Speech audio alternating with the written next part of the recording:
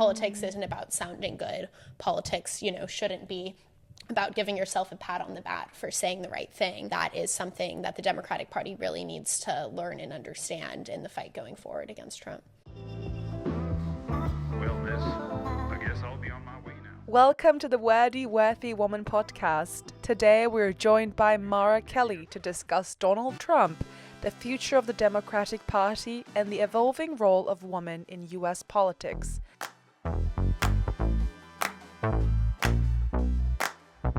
Is this good? Yeah. Okay. Yeah, I think this is good. Why don't we just get started? Yeah, let's go. Let's judge it out a bit, please. Come on.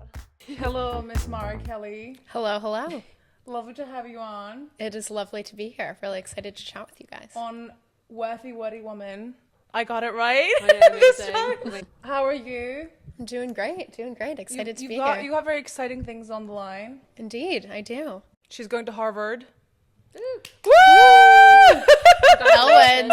Studying law, Harvard. Yes. Do you do anything else at Harvard, or is it just implied that if you're going to Harvard, you're doing law? So I'm doing the JD at Harvard. So Oh. I will be, I'll be in the law school the whole time. Yes. But I hopefully will get to meet people across Harvard doing PhDs and studying government. And I'm really excited for that aspect of it as well, to branch out beyond the law school. We have a lot of interesting things that we're going over today. And she will be, unfortunately, leaving us very soon, next year, right? Yep, to be next studying August. law at Harvard as well. So whilst we still have her here, we are going to be asking her some questions about the state of American democracy. So, Fun, exciting topic. but yeah, let's launch into it. Cool. Miss Mara Kelly, who are you? And what is your life story? Well, to summarize it quickly, No, we want the long version. long story. Well, I was born on December 22nd, 1998 worthy woman. in Rose Hospital. It's coming up. Okay, we need to get our birthday Yeah, gifts happy ready. birthday. Happy birthday, Mara. See you all at my birthday party. I grew up in Boulder, Colorado, and politics, I think, since I was passionate about anything, I was passionate about politics. It's something my parents, neither of them worked in politics, but they cared a lot about politics. We discussed it a lot at the house. And I remember, one of my sort of strongest early memories was the election of Barack Obama and how important that was for us as a country. And my parents were so excited about his presidency. And I think growing up under the Obama presidency, you really get this idealized image of politics and an idealized image of America, from the age of basically 9 to 18. I was growing up under the Obama presidency. And I think that I always saw American politics as under that framework. I saw American politics as a vehicle for good and progress and change. And when Trump got elected in 2016, it really shattered that image of American politics. And since then, I've been really invested in both counteracting those forces, the forces that led to Trump's victory, and also trying to understand their origins and really figure out both where these forces come from and also why they're so attractive to people. So that's really driven both my professional pursuits and also my academic research. But before we get into that, can you walk us through what it was like to grow up in Colorado before, Obama came into power? What was your childhood like? Yeah. And what were your general interests? I was a very enthusiastic, outgoing child. I haven't changed too much from when I was a kid. No. I was always quite chatty, quite friendly, and I love growing up in Colorado. It's a beautiful place. You're surrounded by beautiful nature with the mountains. And Are you a hiker? Yeah. And I grew up spending a lot of time outside. One of the earliest, I guess, political interests or passions that I developed was about protecting the environment because I grew up surrounded by so much natural beauty. And Boulder's a pretty liberal place and a pretty environmentally conscious place as well. And I think that's certainly something that from one of the earliest sort of political convictions that I had was appreciation for the environment and the importance of protecting it. And then you went to Northwestern. Yeah. I really enjoyed Northwestern. I had grown up, my mother originally is from Wisconsin, and I'd grown up going to summer camp in Wisconsin as well, so I'd spent a fair amount of time in the Midwest. So it felt like leaving home, but not completely unfamiliar. And I'd been to Chicago a number of times as well, and I really appreciated the city. And Northwestern was a wonderful place for undergrad. I had absolutely fantastic professors. I was able to develop really close relationships with them. And I had a fantastic major, which was the American Studies major at Northwestern. It's a very small program. There's only about, I think, maybe 8 to 10 students majoring in it each year. And we have individualized seminars, and the program really emphasizes individual research and really supports students in identifying different academic areas they're passionate about and giving them the resources and the guidance and the one-on-one mentorship to conduct that research and pursue those interests, which was something that was really meaningful for me in developing my academic research and academic trajectory. If I remember right, you double majored. Yeah. Correct. Yeah. So I also majored in religious studies. Amazing. So I was a double major in American studies and religious studies, and actually sort of became a religious studies major by accident. I enrolled in Intro to Religion my first semester at Northwestern. I just walked past the religious studies table at the freshman fair and started chatting with one of the professors, and it seemed like an interesting class. I've always been interested in religion, and I originally just assumed I would be a political science major because I liked politics. That's what I cared about. That's what I went in intending to major as. But I found religious studies a more interesting way of understanding contemporary politics than what I was seeing in the poli-sci department, frankly, and understanding where people's structures of morality come from and how that informs their politics was something that I really was able to find through the religious studies major, and was what kind of drove my academic interests in undergrad. And you wove those two subjects into each other, and then you applied to graduate school here at Oxford. Yeah. And then what was your research here in Oxford? So in Oxford, I was specifically focused on understanding the anti-democratic influence of Christian nationalism. And my interest in this also stemmed from the desire to understand the forces behind Trumpism, the forces behind the far right in America. I was particularly interested in understanding how evangelical Christianity and even the theology and moral frameworks of evangelical Christianity contributed to this right-wing movement and the resonance of this right-wing movement throughout American society. May I ask why you decided to come to Oxford in the UK to study American politics, the sort of separation of the church and state? What made you decide to go to a completely different country to pursue that? Frankly, it was because the structures for humanities majors or humanities master's programs in the US aren't as strong as they are here.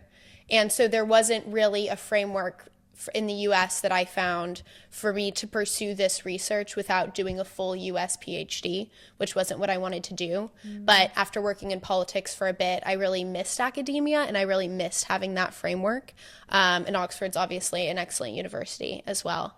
The space and the disconnect studying American politics from the outside was also really illuminating. And actually, I think even more than studying from the UK, studying American politics in the fundamentally international environment that is the Oxford postgraduate community was really, really, really helpful in helping me understand what is unique about American politics, the connections between particularly the American far-right movement and far-right movements in places that my friends at Oxford are from, and having that international perspective and people that I can bounce ideas off of here that aren't from the US. And I think that was also really instrumental in giving me perspective and nuance to understand what was happening in America specifically. So let's talk about your work in politics, specifically the US politics. You did a lot of political organizing, campaigning, and you also worked as a congressional communications director. Where was that? Who did you work for? how did that opportunity come about? Because I'm assuming you were quite young when you first got into it all. Yeah. Essentially, like I said before, Trump's election was really earth-shattering for my understanding of American society, American politics, and I felt a really strong moral obligation to contribute to the efforts to try to stop the worst impulses of his policies and his administration. So when the midterm elections came around in 2018, I was really excited to get involved, support congressional races for swing seats where Democrats were trying to flip Republican-held seats. And I ended up getting a fellowship with this organization, NARAL, which was a reproductive rights advocacy organization. And I became a organizing volunteer with them, essentially. My boss who's now one of my closest friends, my dearest friend, Nick, and he was my boss at NARAL. And I ended up volunteering and organizing for 2 congressional candidates who both flipped their seats from Republican to Democrat. Amazing. And so that was really exciting. And then the next year, Nick went to work for Marie Newman's campaign. And Marie was doing a primary challenge against one of the most conservative Democrats in Congress. So this guy was a Democrat, but he was anti-LGBTQ, anti-choice. He had voted against Obamacare, and his dad had basically given him his congressional seat. So he was really, name only, yes, sort of exactly, Dino, as we like to say. And it was really important to have Democrats during the time of Trump that were really willing to stand, well, now it's the time of Trump again, I guess, fortunately. But then and now, it was and is important to have Democrats that really stand up strong against Trump's impulses and really fight his dangerous rhetoric and his dangerous policies. And Dan Lipinski just wasn't doing that. So Marie Newman was primary challenging him from the left. And Nick, who had been my boss at NARAL, encouraged me to get involved on the Marie Newman campaign. So I became a very enthusiastic volunteer, essentially. I would recruit volunteers from Northwestern and bribe them with Starbucks sandwiches and drive them an hour on a Saturday morning, after college kids had been going out the night before, to go knock on doors to try to elect Marie Newman. And right as COVID hit on March 17th, 2020, she defeated Dan Lipinski in the Democratic primary. And then she won the following general election, which was expected because it was a Democratic district. So I got really involved. I developed a really close relationship with her. And then when she went to DC, I went with her to work in her communications team. When you were going knocking on doors, what did you find that people were asking about? What was the general reception that people had to the candidates that you were backing? Yeah, it's really interesting. I think a lot of the sort of professional political commentator class would be very well served by doing some door knocking, talking with normal voters, and actually understanding how they see things. Because Marie was running a quote-unquote left-wing primary challenge. But most voters don't really see politics in this direct left-right spectrum. I land here on this spectrum, so therefore I believe this set of issues and vote for this sort of politicians. People's beliefs are much more amorphous, that people could care really strongly about one issue, care really strongly about another issue on the other political side of the political spectrum, and not give a shit about every other issue, right? And I think that's a really important perspective that you get from knocking on doors and talking to folks. So while a lot of the argument for Marie Newman, if we were talking to a particular set of voters, was an ideological case that Dan Lipinski was too conservative. But a lot of it was against the sort of corruption historically in Chicago Democratic politics. The fact that this guy had been given his seat by his dad, and the importance of having a fresh face and someone who was there not because of nepotism, but because she was really passionate and really dedicated to fighting for her constituents versus someone who had been gifted his congressional seat by his father. Considering you had such a good reception to that message, why do you think that Trump won the first time round then, considering that you were seeing people being more receptive to a sort of left-wing approach? Because I feel like now, when from an outsider's perspective, when you talk about American politics, if you get someone's opinion on climate change, you'll also know someone's opinion on abortion rights, LGBTQ issues. Yeah. So I'm curious as to see, like, from what you've seen on the ground, why do you think that Trump won from seeing that? Yeah, I mean, I think there's certainly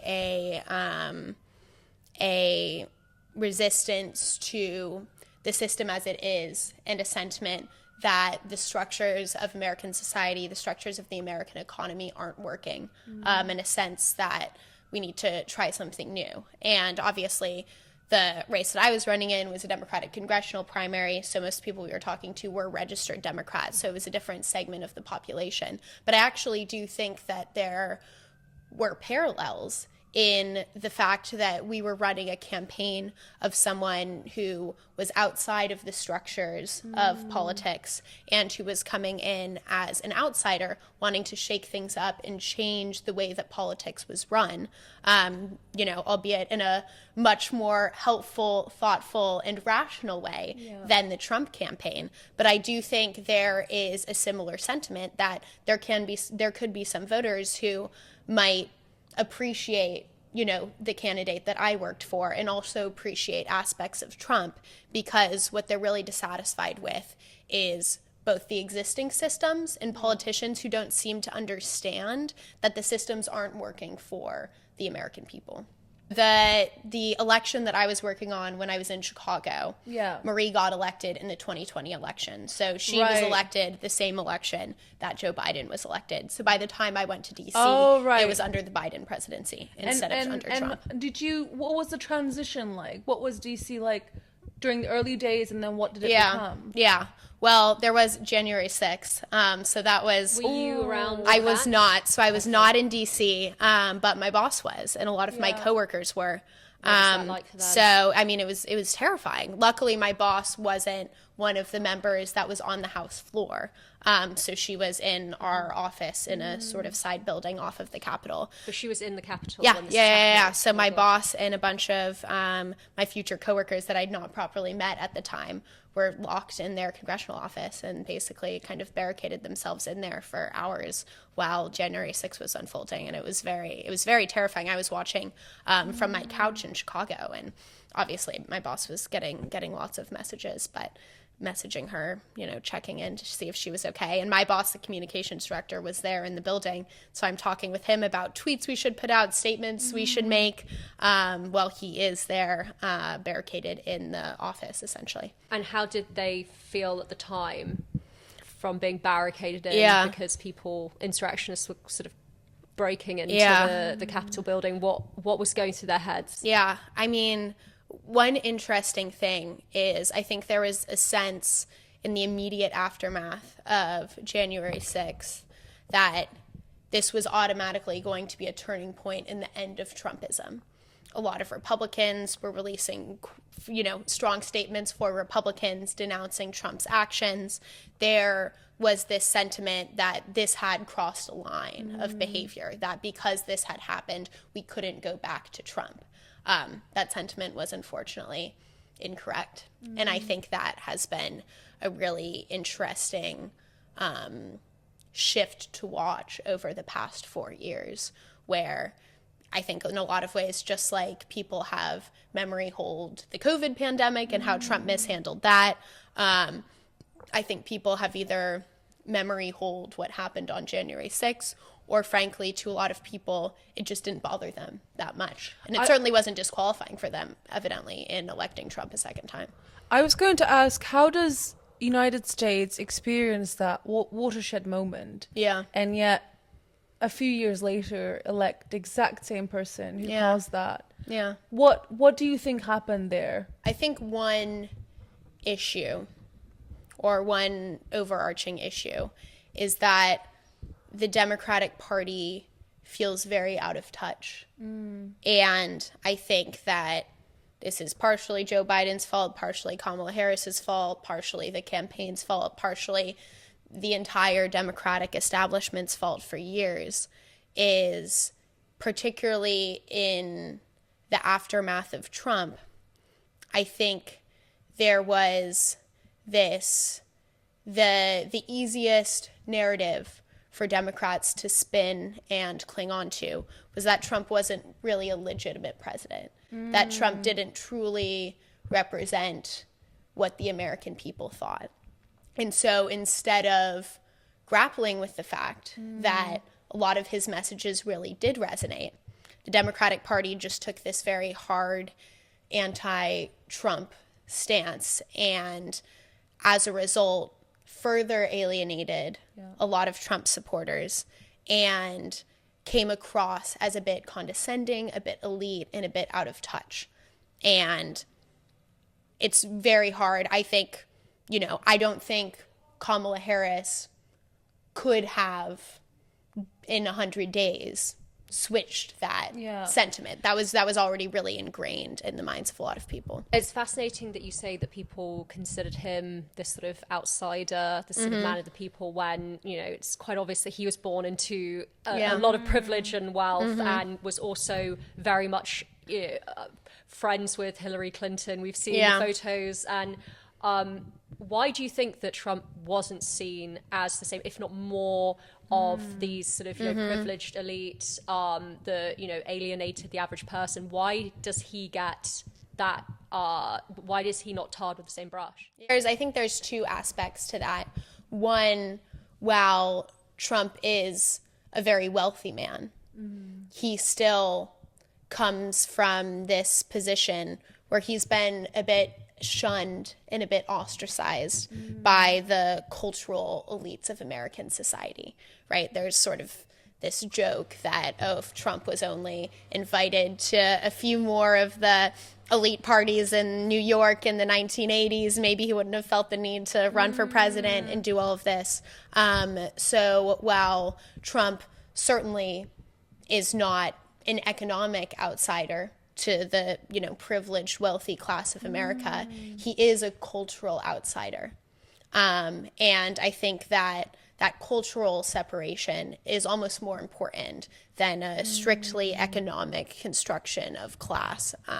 So do you think the sort of gauche persona, eating the fast food, the gorgeous younger model wife, do you think that is actually gets people more in touch with him because the sort of elites will see him, he was seen as a bit of a joke, and that because he again was a bit of a cast out, even though he is not like the average person, that they sort of saw him or saw themselves in that kind of personality. Absolutely. And I think that that sentiment is something that Trump plays into a lot, right? There's a lot of times they'll be reporting people, ask supporters of Trump how they can support him if, he has, this sort of kind of mean and demeaning and condescending personality. And people will often say something on the lines of, well, he's an asshole, but he's our asshole. And there's this sentiment that when the elites or the Democratic Party or the New York Times or whoever it is going after Trump, that they are not just going after Trump as an individual, but Trump as representative of a group of people that are supporting him. And I think that's something that Trump in particular really plays into, partially because the interpersonal grievances are very fundamental to who he is, and he can't take himself out of that, but he can try to bring his supporters into it, that because they're going after me about my classified documents or whatever, they're also going after you, which obviously they're not. Trump supporters don't have classified documents from the White House sitting in their bathrooms, but Trump is able to effectively turn the things that he is upset about into something that, at least for some of his base, they'll resonate with and support. Do you think that there's something there about the sort of representation of class in America and the sort of rules of the elite, the sort of behaviors, and how Trump doesn't follow these rules and was therefore sort of ostracized to a certain extent? How do the class rules in America, do you think, alienate and have influenced people's politics? Yeah, absolutely. I think that Trump represents, I think there's very aspirational aspect of American culture that Trump in particular taps into. So there's sort of the classic, or particularly when Trump first lost, there was a lot of narratives about the white working class feeling alienated. And then there was a lot of backlash to those narratives saying, sort of this joke of, economic unease, when a lot of it is just racism and a lot of this anti-immigrant rhetoric, but it's probably both, right? But it's also not just working class. It's now exactly. It's a lot, so it's kind of bigger than that. Yeah. But what you're saying, I sort of agree that he does have this way of crossing over to speak to sort of the average person. But how would you say that reflects in his does it reflect in his policies? Like, is there any kind of congruent thought there, or is it more of just him as a representation? Yeah, I think Trump as an ideological figure is certainly complicated. One of the things he definitely does believe, I mean, his anti-immigrant rhetoric and his racism is very much something that he does believe. And his individual resentment against who he perceives as the elites who have wronged him. And like I said, kind of translating that into policy is something that you can see often, for example, in his desire to, when you look at his cabinet appointments, for example, you can understand the agencies that he cares about the most based on the ones that he's using to put in his most hardcore loyalists, right? So you see, for example, his efforts to put Kash Patel as the head of the FBI. Kash Patel is this absolute, complete and total grifter, wrote one of his things on his resume that apparently qualifies him to run the FBI is that he wrote a children's book within the past few years about King Donald Trump, who was wrongly targeted by, I've not read the children's book, but it's something along those lines.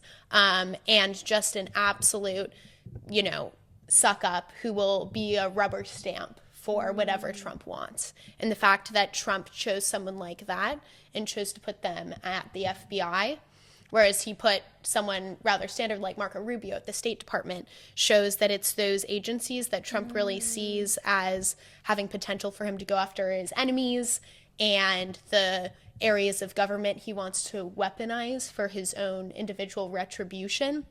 That's what he really cares about.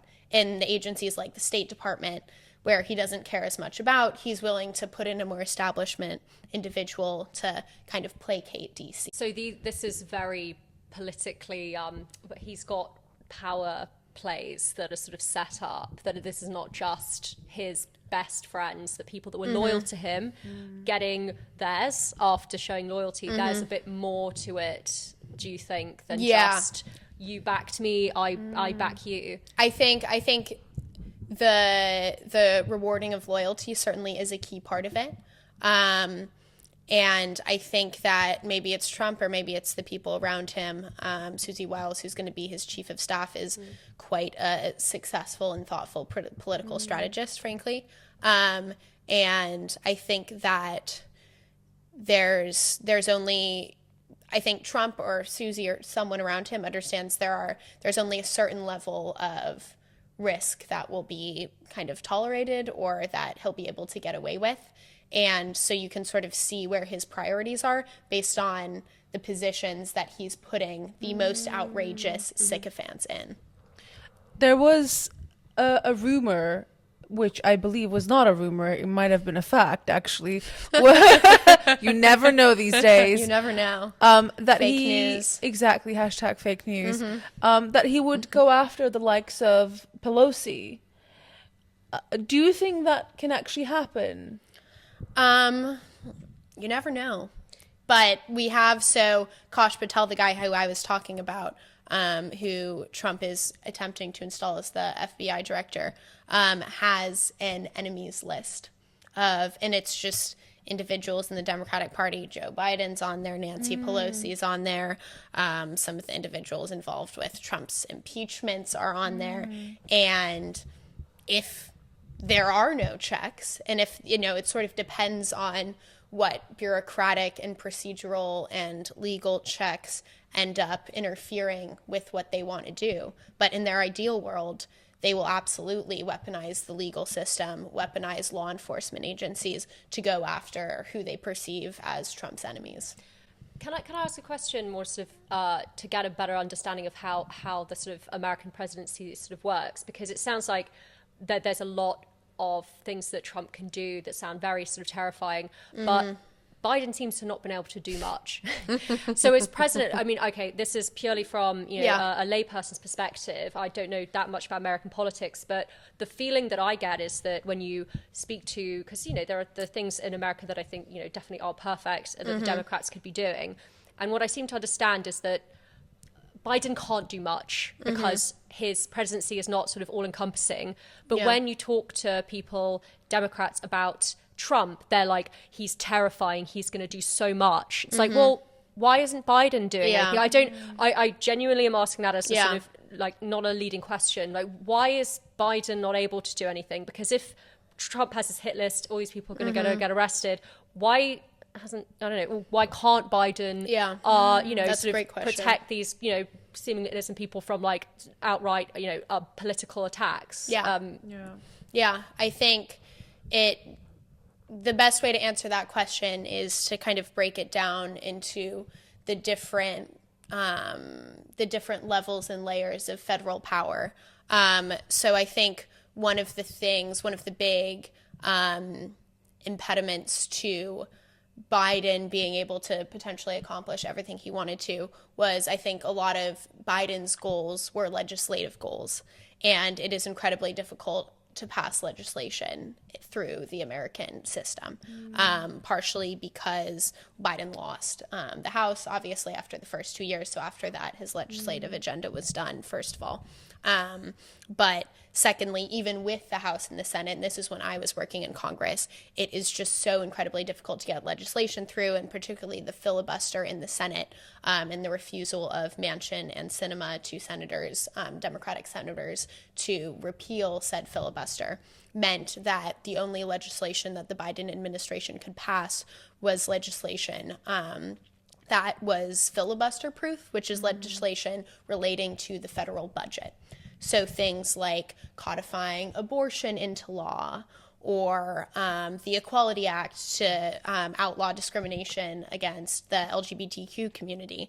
Those legislative items could not be passed because they would be filibustered, because they needed that extra supermajority to pass in the Senate. Whereas I think a lot of the Trump agenda and the really dangerous things that we see from Trump are goals associated with specifically executive power. So when you look at, for example, immigration, there's a lot of power just in the Department of Homeland Security and in the White House to impose really draconian and restrictive immigration policies that you wouldn't need to pass a specific policy through the House and Senate.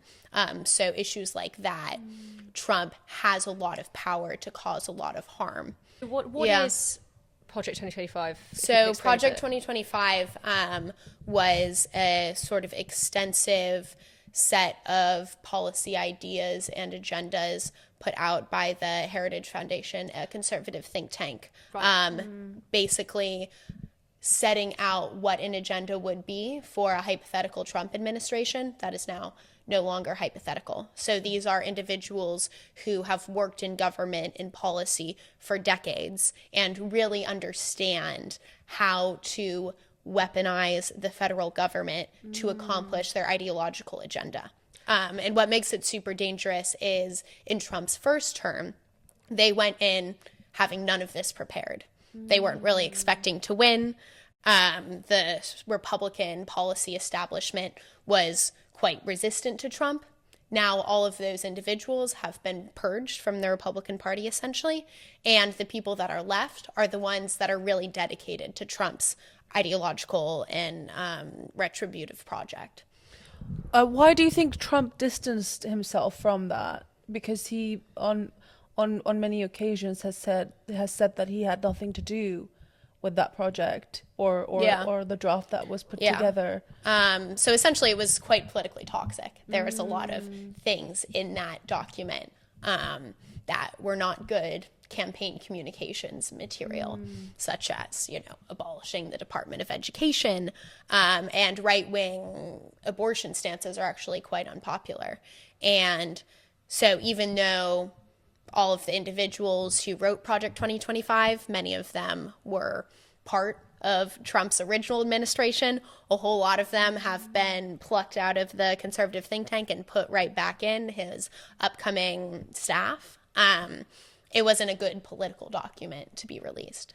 So because of that, they, Trump, I don't know anything about Project 2025, et cetera, et cetera.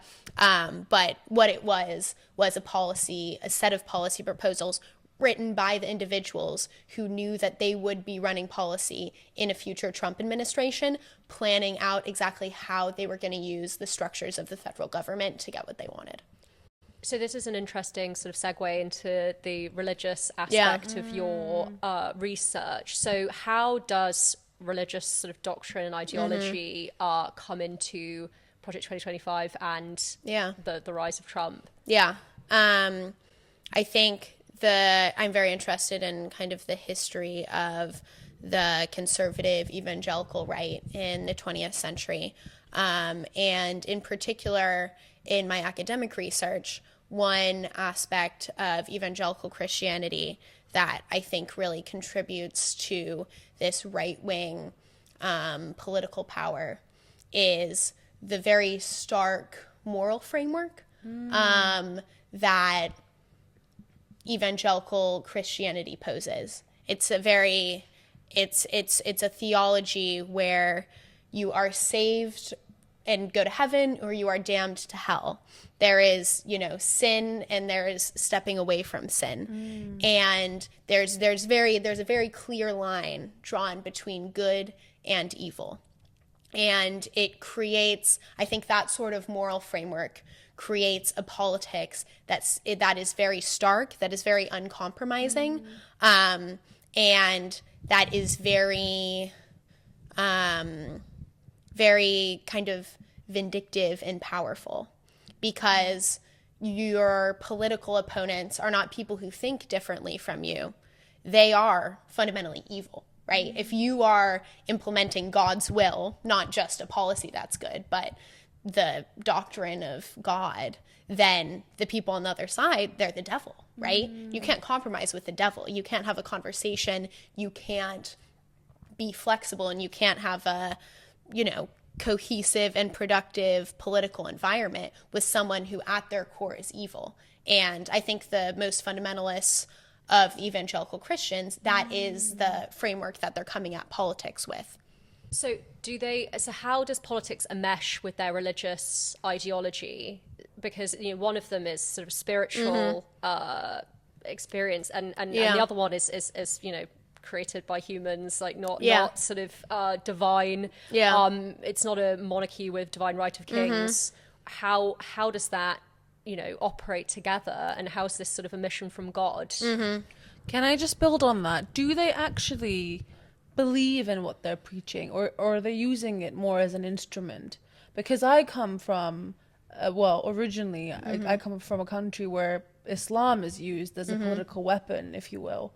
And I want to see if that's kind of where the US is heading toward, except it's not Islam, but it's this very specific understanding of Christianity. I mean, Trump certainly is not a devout evangelical Christian by any means, right? Both by his personal behavior and just by his beliefs. He is obviously not a committed religious individual, but I think he understands he understands how right-wing religion can be really politically useful to him, and in terms of how these religious and politics aspects come together, I don't think it's a relationship that goes in one direction. I think that certain religious institutions have kind of become more political, and politics has also, sort of pushed into religious institutions at the same time.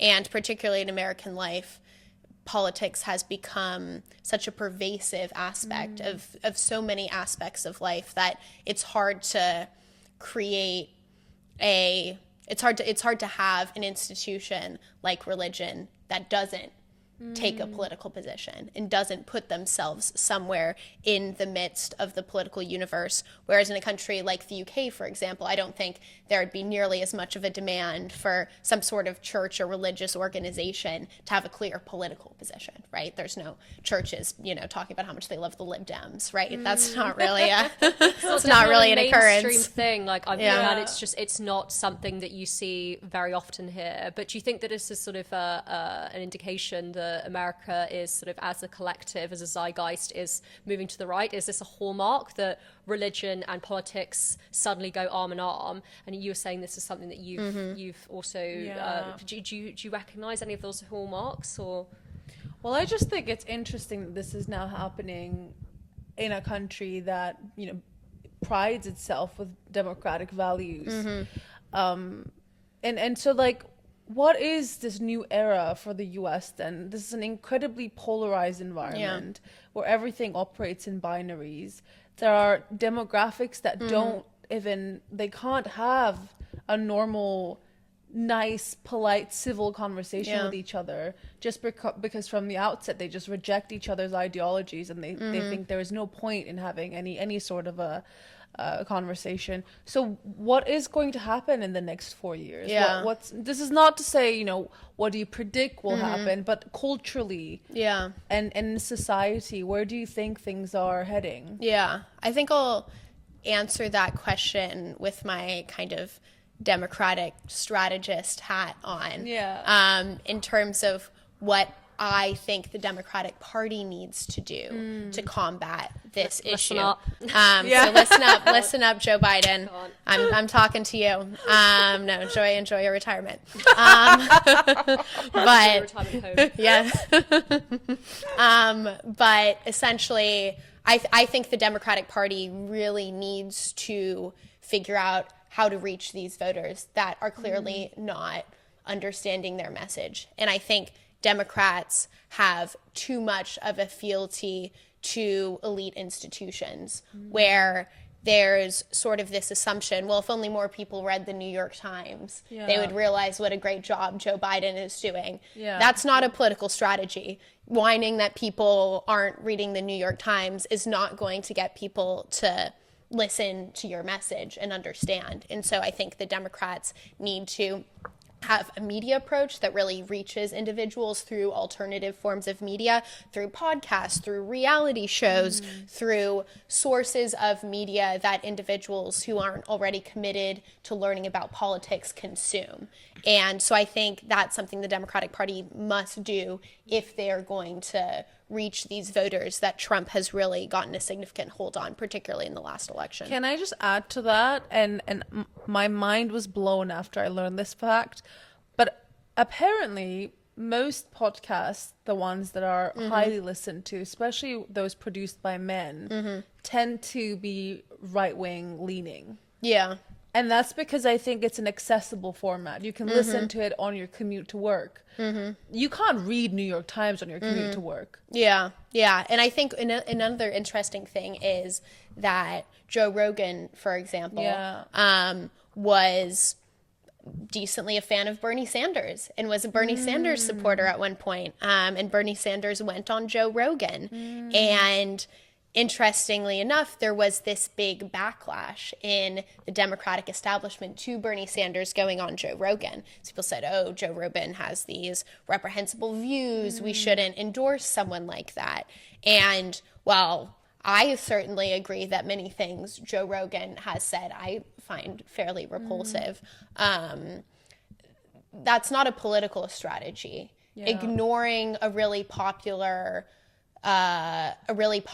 media figure and saying that because we disagree with some of the things this media figure has said, we're not going to take an opportunity to reach that really, really, really vast audience of individuals who are convincible, right? Like, there is a very hardcore base of Trump supporters, but not everyone who voted for Trump is a hardcore Trump supporter. Yeah. Right? Trump didn't win the popular vote with everyone who voted for him also owning a MAGA hat and going to his rallies. Lots of people who, you know, aren't adamantly pro-Trump voted for him. And the Democrats need to understand how to reach those individuals and those populations. And I think only relying on these sort of elite endorsed media sources is certainly not going to get them there. So, in your opinion, why do you think the American left wing lost the culture war to these fundamentalist right wing Christians? You know, even on TikTok, you're seeing a huge rise in like trad wives. Yeah. How on earth did that happen? Because I assume, you know, left wing people seem younger, seem more interested in politics. Yeah. How did that happen? Yeah. I think one issue was, I think that particularly on cultural issues, the left and the Democratic Party sort of has taken a very condescending tone, and people do not like to be talked to in a condescending manner. And I think that a general political ethos sort of shame, and I think you saw this, you know, you both see this sort of in left-wing activism, but I think you also see it among the Democratic politicians and Democratic establishment of, you know, Hillary Clinton's deplorables comment, for example. And this sense of dismissing individuals because they hold a few views that you find repulsive, right? Instead of, you know, dismissing them as bad people, instead of trying to engage them and make a positive case for what you're arguing. You know, saying someone is a bad person or saying someone who holds a particular view, automatically sort of dismissing them as a bad person, is not really a recipe for political success. Can I dig a bit deeper there into how that rhetoric to the average American is more repulsive than the very real threats that might come from Trump, because those seem to be totally brushed off. Like I totally understand that there is, you know, it's incredibly alienating to be spoken down to or to be considered, you know, politically irrelevant, and I can totally understand how that makes someone feel like, you know, that they are not, they don't matter, and that makes sense to me. But what I don't understand is how the Christian fundamentalists and Trump are more appealing than that, because that also seems to me as an incredibly unattractive offering. Absolutely. So what's going on there in America? Like what is this sort of, you know, is it a cultural thing? Is it you know, is something you could explain to us? Yeah, I think part of it is that Trump is able. I think Trump's superpower is, one of his superpowers is that he can sort of put on this persona that he doesn't really mean what he's saying, and that it's kind of a joke. There's this sort of sense that, well, Trump doesn't really mean that, right? He's just sort of saying it for attention. And I think you can see this in how ineffective Ron DeSantis's attempt to run for the Republican nomination was Ron DeSantis had very similar right-wing policies and rhetoric, but he did it in this sort of very mean, scary way that people found actually off-putting. Whereas Trump can joke about putting immigrants in camps, and it seems like kind of a funny in-on-the-joke thing, whereas other politicians, because they don't have that humor and that tongue-in-cheek persona, when they say the exact same things, people take it seriously in a way that people don't take Trump seriously. And this is actually, it was interesting, I remember hearing that this was actually an issue for the Kamala Harris campaign, was that in their messaging, when they would try to communicate with people all these really scary things that Trump said he was going to do, the overwhelming response would be, oh, we don't believe that. That's ridiculous. Because he is a bit of a ridiculous, larger-than-life character, so he isn't really, it doesn't feel serious. Yeah. And the fact that a lot of people sort of indicate his rise to fame from the subreddit, The Donald, which was a satirical platform, which at some point a pivot came in. I feel that people need to understand that satire sometimes, you kind of, it does actually get into the groundwater. Yeah. And sometimes this sort of, edginess that comes from a real rejection of some pretty, nasty mainstream things. Like, understand like there is nothing perfect about the system, the way it's set up, but satirizing that, you actually do occasionally internalize a lot of things that you're sort of saying is sort of in jest, I guess. Absolutely. A funny anecdote on that. So Trump got elected my final year in high school. And I don't know if they have this in the UK, but America, we have senior quotes. So in the yearbook, you pick some sort of quote to be your senior quote. And before Trump got elected that fall, I had thought for my senior quote, as a joke, I would do one of the like funny Donald Trump quotes, one of his stupid tweets, whatever, because I was operating on the assumption that he was going to lose the election. It was going to be funny. It was going to be a joke. And obviously everyone knew, I was like campaigning for Hillary Clinton, whatever. And it was going to be sort of this funny joke to include a Donald Trump quote as my senior quote, basically making fun of him. And which one was it, Mara? I honestly, I think I hadn't chosen. Honest. I think We're gonna put it up on I the know.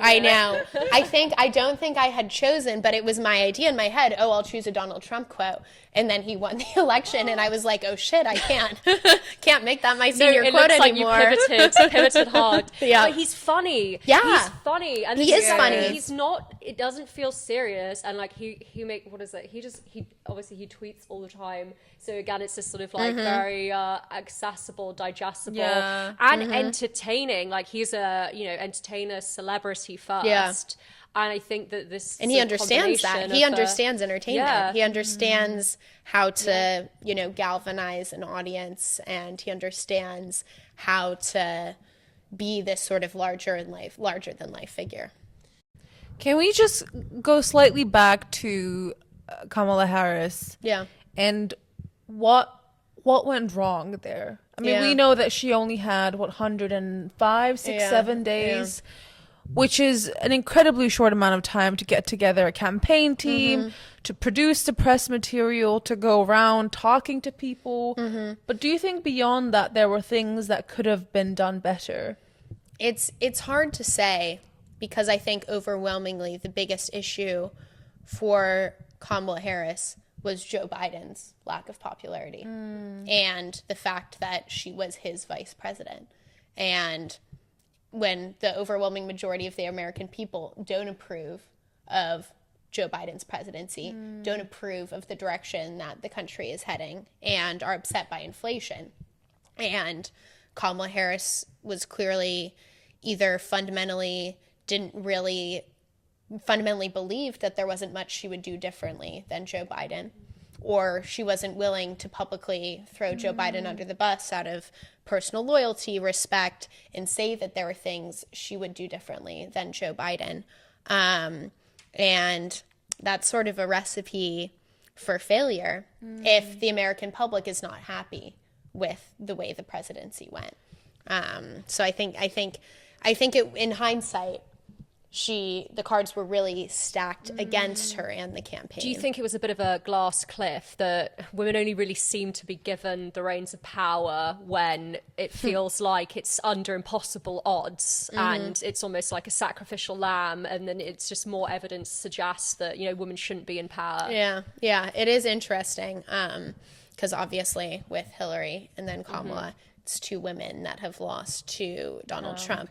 And this obviously kind of instantly generates a take that, the American people aren't ready for female leadership. And I disagree with that, actually. And there are an extensive number of political science studies that say that's actually just not true.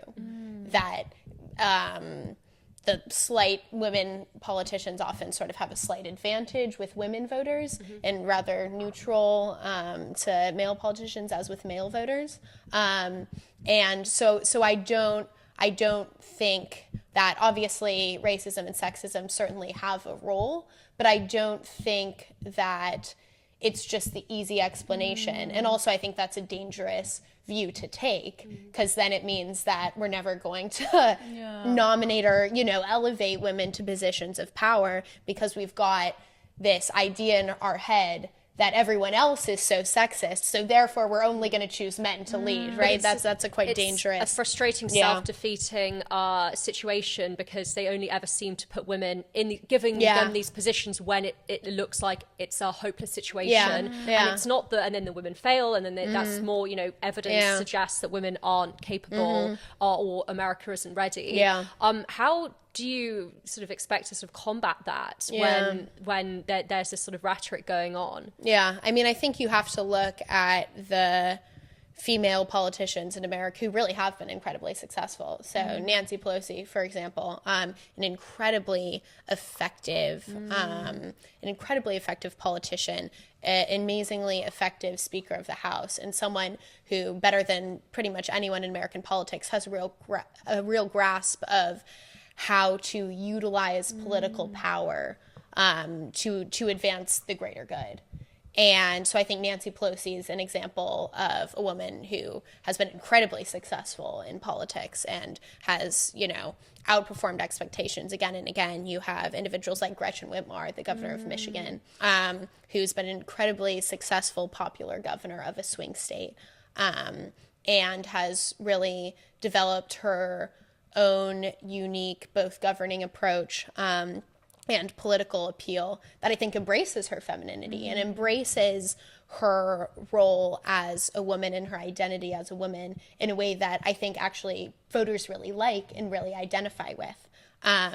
And so we do sort of have these two very high profile cases of, the most consequential political losses, the two Democratic candidates to lose to Trump, right? But just because those are the most high-profile instances, I think there's lots of other examples of women really excelling in these sort of political positions, and so I think it's important to look at those examples as well to counter that narrative. All hope isn't lost, then. We'll see. Does the future look bright for women in politics? I think that. Well, it depends on what you mean about women in politics. There are some Republican women that will, have pretty successful political careers under Trump, right? Those aren't necessarily the women that I'm rooting for, per se, but... A win's a win. Yeah. Girl boss. I don't know. Girl boss Elise Stefanik, probably not. On my age like Mel, come next year. But I do think that, within the Democratic Party, there's a lot of really, really outstanding female leaders. And I think that women in particular have a particular ability both to connect with female voters about the danger of Trump. And I think women in many cases kind of intuitively understand the danger of Trump and why it's important to stand up to him in a way that men don't always necessarily understand.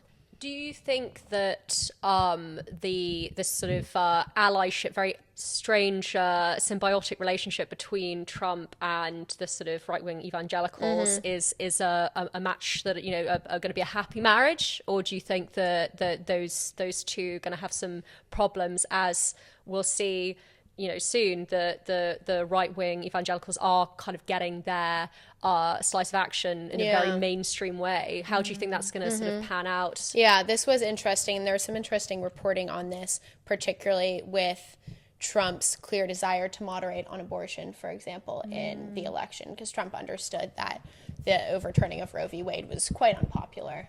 There was quite a significant backlash. And his wife even was comfortable saying that, right? Yeah. And so Trump, very, very, astutely recognized that he needed to distance himself from the sort of hardline anti-abortion position. But I think that the, conservative legal movement, for example, who, the organizations behind the Dobbs decision, they're very pragmatic and they're very practical. And I don't think that many of them lost a lot of sleep over Trump's rhetoric on the campaign trail when they understand that Trump's rhetoric on the campaign trail isn't what is going to, make or break their success. What's going to make or break their success is political power. And I think the right has a really good grasp of that and understanding of that. And that's something that has really come through throughout my academic research as well, is how every case when the far right has been successful, it's because they took a really pragmatic view of how to build political power and utilize it to gain their, implement their agenda. And I think that that is something that the Democratic Party really needs to learn and work on. Politics isn't about sounding good. Politics, shouldn't be about giving yourself a pat on the back for saying the right thing. Politics is about accomplishing tangible things for the people you represent and creating actual policy and change to move the country in the right direction. It's not about rhetoric. It should be about results. And I think that is something that the Democratic Party really needs to learn and understand in the fight going forward against Trump. America in the second Trump term, I think, is going to be a patchwork where there are very draconian right-wing laws implemented in Republican states. And on the flip side, Democratic states are implementing all of these protections for those very communities. And so your rights as a trans person, as an undocumented immigrant, as a woman seeking abortion care, right? Your rights are going to depend on what state you live in. And so it'll be a very different a different legal system and a different system of rights based on which state individuals live in. And that is also sort of the direction that the Supreme Court is going, right, with overturning Roe v. Wade. They didn't outlaw abortion. They overturned universal protection of abortion, making it a state-by-state issue. So, for example, in Illinois, where I last lived in the U.S., J.V. Pritzker, the governor, has done a great job of really standing up to the impulses of the Trump administration, passing laws, protecting the LGBTQ community, protecting access to reproductive health care. And then you have Missouri, the state next door, doing the exact opposite. So not only will you see a very stark difference in rights based on where people are living, I also think, and there's a really interesting New York Times story kind of demonstrating this, but I think you'll see a fair amount of even increasing geographic polarization and geographic migration, where individuals with liberal values and individuals on the left will be more likely to move to blue states and vice versa. And I think you'll see an increase in this already very stark geographic sorting of different political beliefs. So if that's the case, which I would understand, if your fundamental human rights are being taken away, you would have to move. Yeah. So that just sort of absolutely. But does that mean that if that the states that are more right wing will then they will always win elections because of the way your electoral register is set up? That if everyone concentrates to the few counties where they can live freely, what does that mean for the future of US elections? Do they just become utterly unwinnable for Democrats? It depends. I think that, look, with the electoral map this year, Democrats could have won, right? The states that Trump won that gave him the electoral college victory, they are all swing states. They are all toss-up states. They're all states that Democrats can and have and probably will in the future win in. And I don't really see that changing necessarily.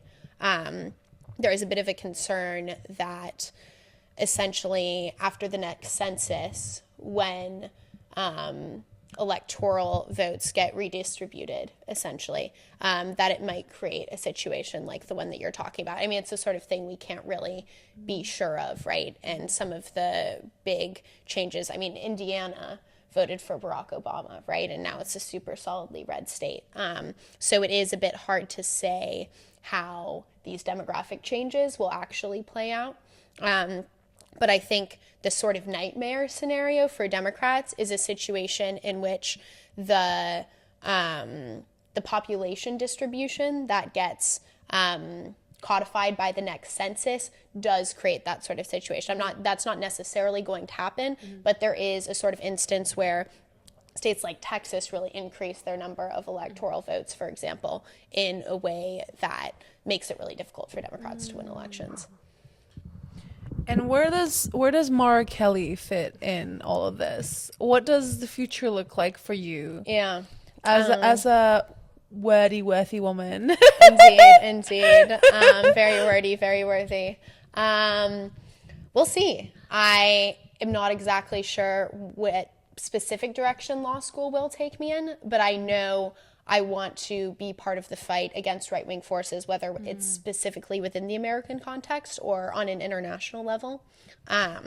So I think showing up to law school, understanding the specifics of paths available, and deciding whether I think I will be more effective, and whether my kind of career trajectory makes most sense to resist the policies of the Trump administration through legal action in the U.S.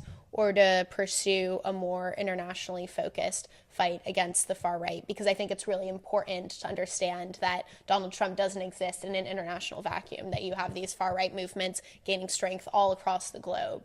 And it's really important to understand how they influence and support each other and make that fight against the far right not isolated within individual countries, but also make that an international coalition and an international movement. And that's something that I feel very strongly about.